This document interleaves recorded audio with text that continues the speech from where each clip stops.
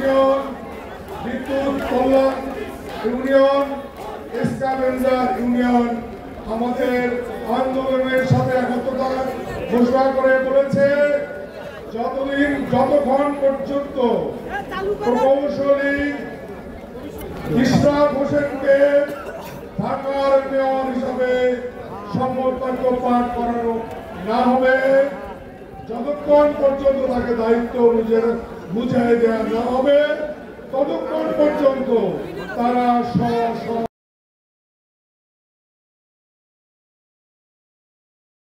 ক্ষেত্রে আন্দোলন চালিয়ে যাবেন, আন্দোলনের পক্ষে থাকবেন।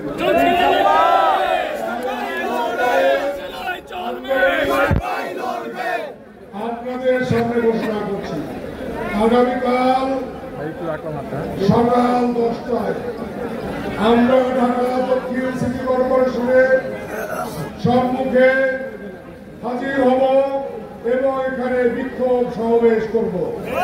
এরপরে তখন ওইখানে তাৎক্ষণিকভাবে অবস্থা বুঝে আমাদের দাবি মানল কি মানল না, এটা কালকে 10টা পর্যন্ত আমরা সময় দিলাম।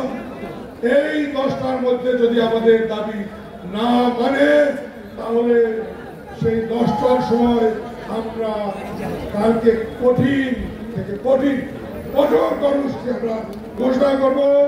আমরা